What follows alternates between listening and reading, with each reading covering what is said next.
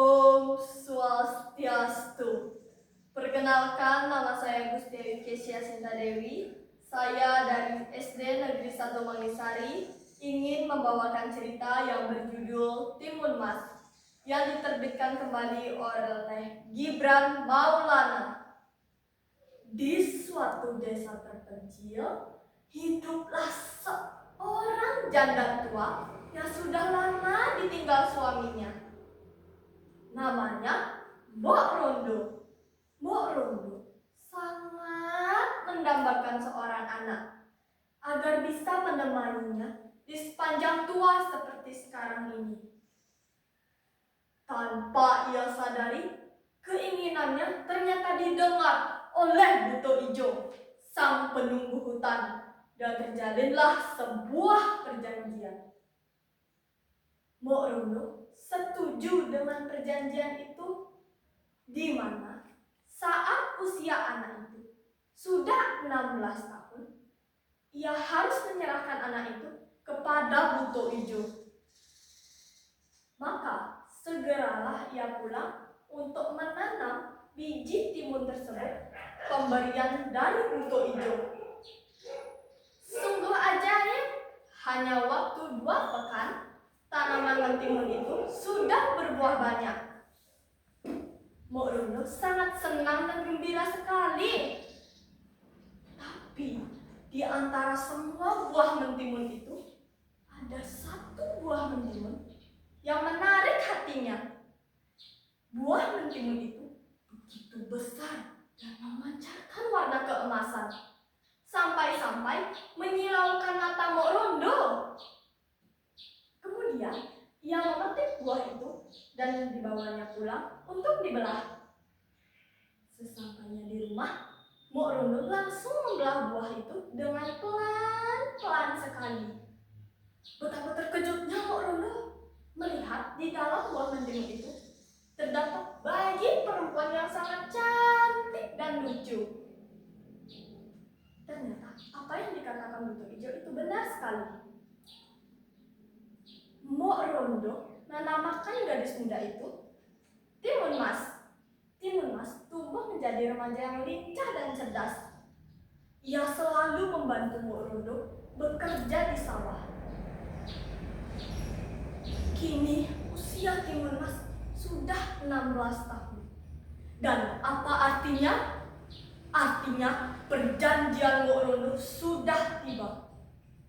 Timun Mas harus diserahkan kepada Buto Ijo. Mbok Rondo sangat cemas sekali. Apalagi ia begitu menyayangi Timun Mas. Ia tidak rela menyerahkan Timun Mas kepada Buto Ijo.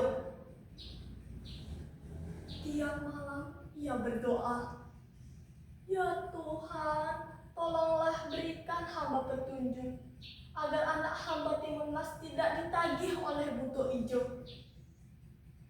Keesokan harinya, tepatnya pada malam bulan purnama, ada seorang kakek sakti menghampiri Mbok Rondo dan berkata, "Hei kau Mbok Rondo, aku tahu permasalahanmu.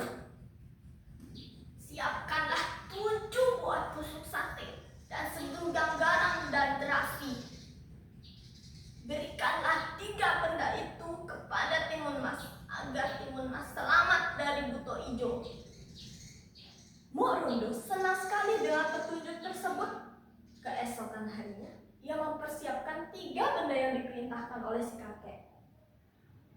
Pada suatu hari, di sekitar rumah Mbok Rondo bergetar begitu kencang.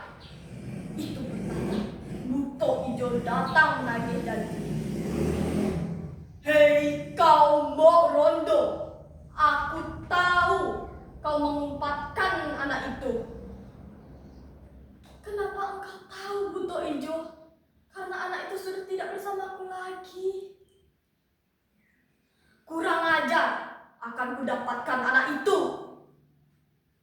Maka dalam sekejap, Buto Ijo berhasil menyusul Timun Mas. Timun Mas segera menyebarkan tusuk sate itu. Melihat usaha pertamanya gagal, Timun Mas kembali membuka bungkusan keduanya. Kali ini ia melemparkan segenggam garam. Dan hal ajaib pun kembali terjadi. Semua kawasan itu berubah menjadi lautan yang sangat luas. Tentu saja hal itu tidak disia-siakan Timun Mas untuk berlari. Buto Ijo berhasil lolos. Tapi Timun Mas kembali menguatkan hatinya. Ia melemparkan benda terakhirnya, yaitu terasi. Dan semua kawasan itu berubah menjadi lautan lumpur hisap yang dapat menenggelamkan apa yang ada di atasnya. Ketika Buto Ijo sampai di tengah-tengah kawasan lautan lumpur itu, Buto Ijo tidak mampu lagi bertahan. Ia pun tenggelam di telan lautan lumpur itu. Maka tewaslah Buto Ijo. Dan akhirnya Timun Mas terbebas dari Buto Ijo. Timun Mas berlari dengan senang menuju ke rumahnya. Sesampainya di rumah, ia segera memeluk sang ibu dengan perasaan haru. Dan akhirnya mereka hidup bahagia. Demikian cerita dongeng dari saya ucapkan Parame Santi. Om Santi Santi Santi Om.